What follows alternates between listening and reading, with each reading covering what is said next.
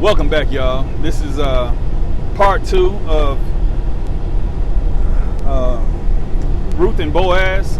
The ending of my video, the last video, just cut out on me. I apologize. I was able to listen to it, so I apologize for the first 13 minutes where you had to hear the background noise and I was fighting with the microphone and all of that. Y'all forgive me. Y'all show me some grace.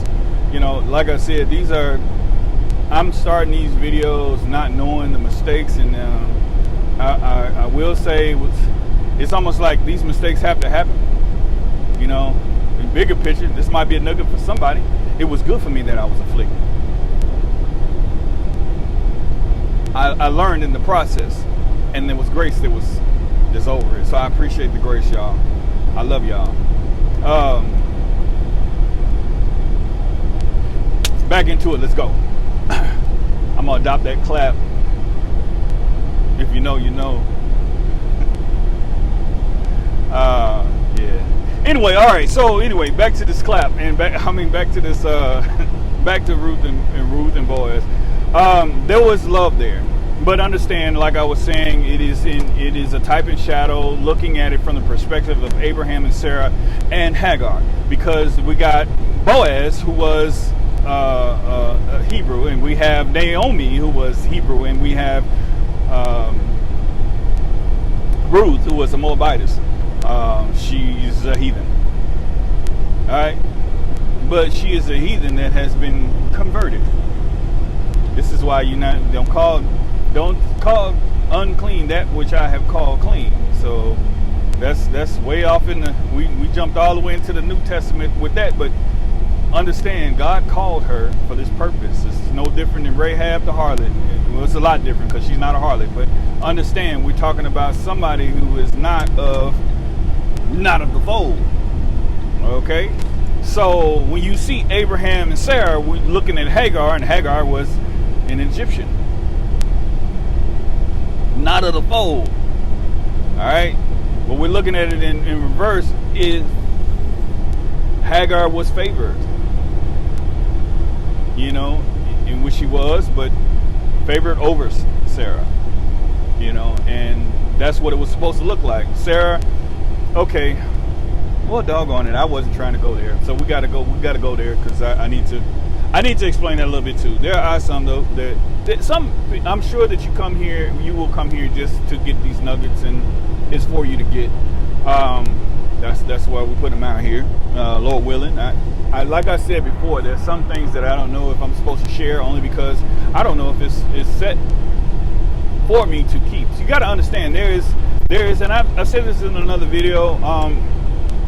When God gives you these secrets, and this is pillow talk. This is you. See, you got listen. Let's go here. All right. So as a woman, you are to protect what? You are to protect his vulnerability.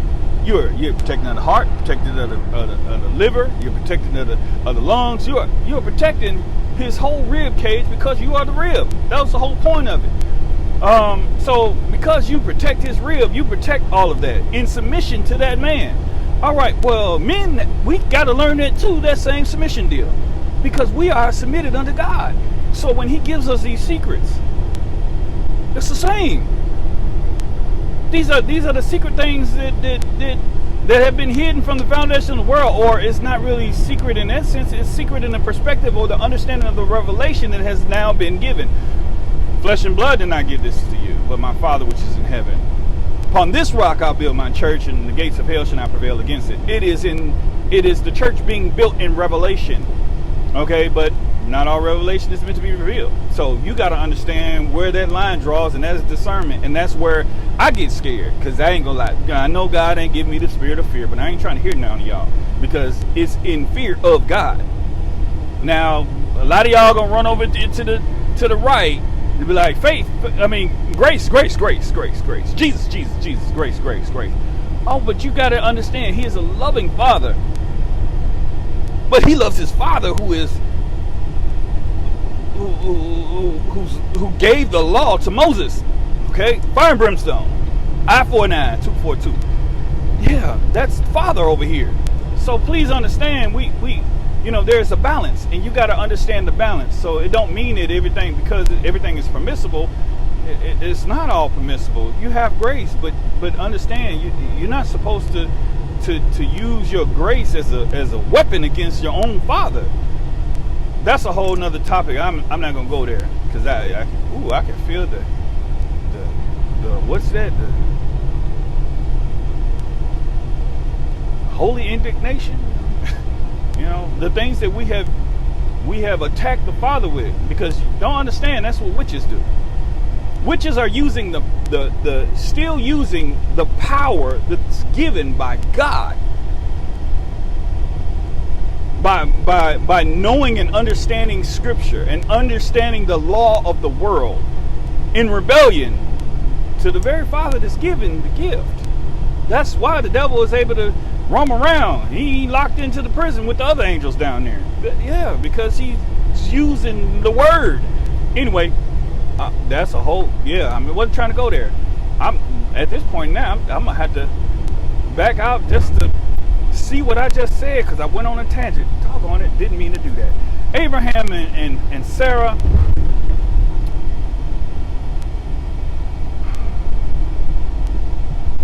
Ishmael, Isaac. I wasn't going there. If it comes back to me, then it'll come back. But the real topic was supposed to be about Boaz and Ruth. And Boaz and Ruth, like I said, it from what it should have really been, it should have been really Boaz and Naomi. But because Naomi didn't have the ability to reproduce, God called the Moabites to be able to produce. And that is the same likeness of that's what I was going to say.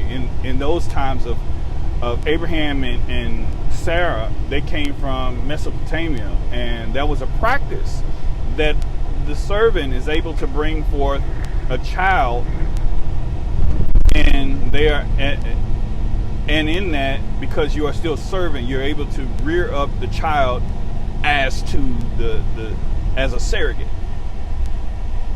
Is your child, but that child is now because you are under this yoke of bondage. You are a bondwoman. You have the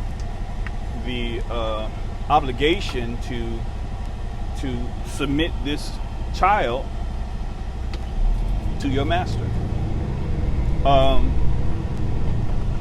There's a lot of that going on in the scriptures, and a lot of times we don't see it and don't pay attention. When you see certain things, you got to understand our understanding is is westernized, so it's hard for us to comprehend certain practices and certain things, but that was the practice then. So we're talking about a slave girl who was following her master, looking almost like Naomi and Ruth, even though she was not master over her, because that was her mother-in-law. But it looks about the same way, the same honor, same respect. But that's what it was in those times. So what was done was that what we don't see when it comes down to Isaac and Ishmael, what we don't see is that Hagar was loved by Abraham. And that's why Sarah felt some kind of way. So therefore, Hagar despised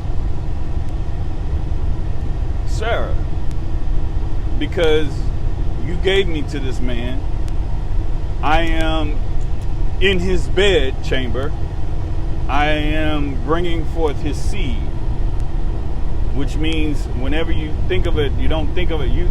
For some reason, we got this porn idea that it's some kind of, no, it was that he had to take care of her. He had to cater to her. He had to be there for her sicknesses. He had to be with her. And Sarah was permitting this. And then later on, after the child is born, and now Sarah has a child, now she's like, oh no, she got to go. And she got to go because now we can see that the heir is going to be succeeded by the older, which was Ishmael. So that was really, it was a power struggle. And this mentality, although we kind of skip over that, and we miss the point, because this is almost the same mentality Saul had when it came down to David. David was a successor. He knew the Spirit of God was on David, but not on Jonathan. Not in the way of the authority to be anointed as king. Remember, David was anointed as king in secret. So he knew the anointing was on David, and that would destroy his lineage. So he kept trying to take David out, because he knew David was going to take over the kingdom. It wasn't about him. It was about his son. And Jonathan was like, I submit to you.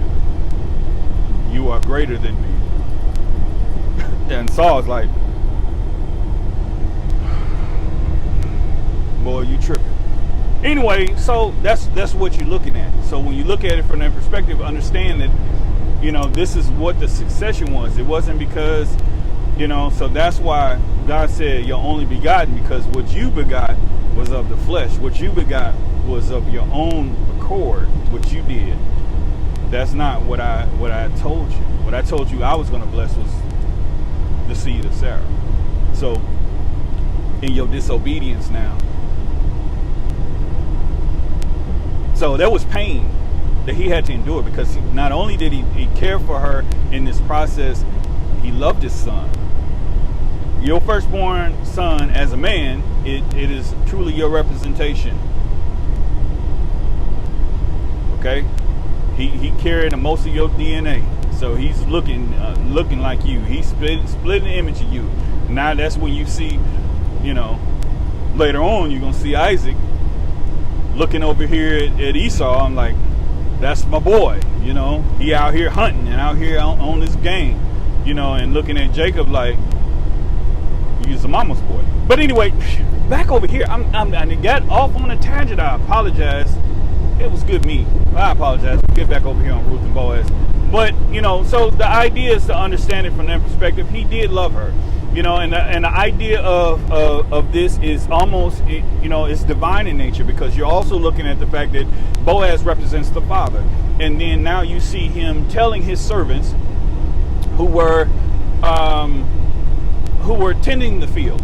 Okay, so understanding the tending of the field, this is when she was receiving the portion that he told the servants to leave her a little something. This was called the widow's portion. This was meant for the widows and the orphans. He was charitable. This is why you see he was giving, okay, and he gave the portion to those that were of need, which were the orphans and the widows. So they would come in and they would glean out of the field what was left after the harvest. Okay, that's what it was. You was coming in behind those that they'd already gotten their portion, and what was left, you just pick up your portions, you take it home, and there's your meal. So that's what that was about. Okay, you're able to glean out of the field and take your portion, which was what was left. So that's why he told his servants, leave her alone, and to leave her portions, leave her the bundles. When she found the bundles, and that's why Naomi asked, and she knew that what the deal was. You was receiving favor from this man, so you got his attention. And in that process, again, now let's talk about the heir thing. Boaz knew something. He knew that, one, I'm not supposed to take you as wife because there is another suitor. That other suitor was her age. That other suitor was the better candidate. The reason why he didn't take her was because of the law, of the authority that was given to the seed, to the child. In their custom, you are raising up seed unto the fallen. She was a widow. So you're raising up seed to the brother that died. Like what I was just talking about. The child is born. Okay, what does that look like? That looks like Jesus being born to Joseph and Mary. Okay, the seed was immaculate. It wasn't Joseph's seed, but he was born in the house of David because David's lineage came down through Joseph. So that's why the name, that's your last name. That means you're heir to this because you took on the last name of this. But your daddy ain't your daddy. Okay? So this child would take on he would be heir to his stuff. He would produce heir to his stuff to another man. That's why. So he said, nah. And then you gotta care for his mama. So she gonna make sure you nah. And they gave that up. And Boaz, not having an heir, did it. Who is now, who is in the line of, still in the line of Jesse, which is in the line of David, which is, David's birth is questionable like that too, because he said in the scriptures that in my mother's womb was I conceived. How does it go? I was conceived in. I can't remember how it goes. Look it up. It's in Psalms. I want to say in my mother's womb was I conceived. In iniquity was I conceived. In iniquity. How does that go? I don't know. I'll look it up. I'll look it up myself, but that's questionable. It's not even really got anything to do with what I'm talking about. But the idea is that in those times that was significant. So you have to look at taking consideration that you're seeing it from that perspective. You got to remember there are certain rules that when you read the scriptures, you got to read it from these rules. And as you read them from the rules, then you are able to rightly divide the word of truth. You're able to know, but you got to have that key in order to see it from the right perspective. Because if you take your Western mind and try to wrap your mind around it, it ain't gonna look right. Okay, so that's why it went the way it did. So after that, he takes off his shoe and he takes claim, and that's a whole traditional thing. And then this is his wife. Now, why I said all of that to get to this point, all of that backstory, because I'm a teacher at heart, and I feel like there's certain things that are missing. And I keep dropping this thing. I'm gonna have to get a clip just for this to work. I went and bought this thing just so it can work, and I realized I don't want it in my ear. All right, so with all of that backstory, I'm 18 minutes in. This is long, but I'm working with it. We're rolling with it. The next portion.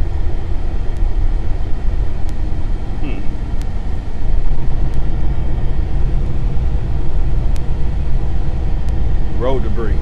All right, the next portion is about Boaz. Boaz, in from the natural sense, if you are natural and carnal, I say natural because it sounds better, but it really is. If you're in your flesh, if you're carnal, what Boaz looks like is it looks like a sugar daddy. Let's just be blunt. That's what it looked like. It looked like a sugar daddy because at the end of the day, he was that old. All right. In spite of the fact that she loved him and he loved her and all this stuff, and she brought forth a child and brought forth seed, but you got to realize that he was that old. So 9 times out of 10, that child was her redeemer, which was also another reason why the sons are the protection of the family, because they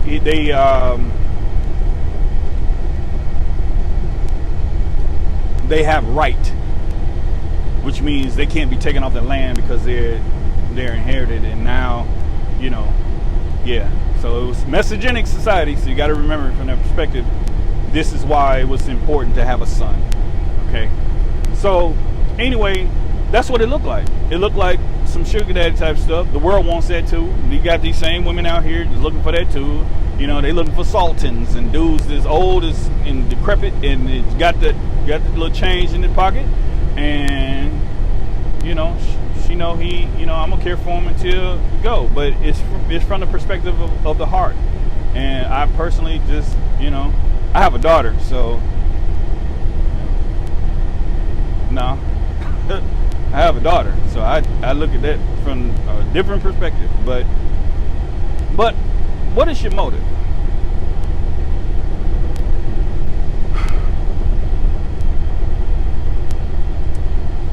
He says man can't serve two masters. He'll love one and despise the other. He'll cling to one and I want to say and hate the other. He can't serve God and mammon. There's a movie that talks about mammon, which I don't want to go into, but because it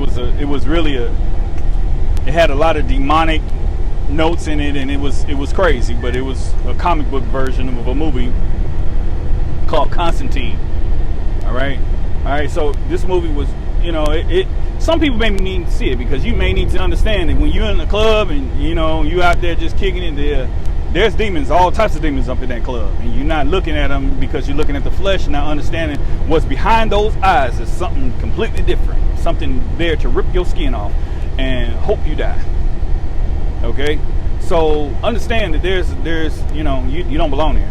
But getting out of that, the point of it was talking about this spear, which is the spear of destiny, which is Catholicism, which is the spear that supposedly stabbed Jesus in the side as he was being crucified, and that was the whole point of the movie. And they was trying to get this spear because this spear was going to bring a demon into the world and all this demonology and all this extra stuff. But mammon in that movie represented a demon, but the word mammon itself means money. Here's the circle, right back around to what we was talking about.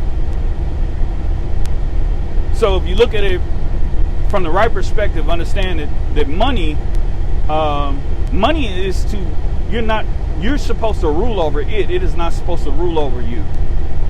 And that's what it comes down to. But what are you doing for it? The only way to be able to obtain it the right way is only to wait on God. It is God that's going to get you the victory. It is God that's going to give you the wealth of the wicked, the sword of the righteous, because it is Him that will go off and fight for you. It is His victory. And these are the spoils of His victory, not for you. So it is not for you to defile yourself trying to fit into a narrative that He has not called you to. That's it. That's all. That's all I got. Until next time, y'all be blessed. Stay cool. Drink water. Because it's hot out here, y'all. It's hot. And see y'all next time.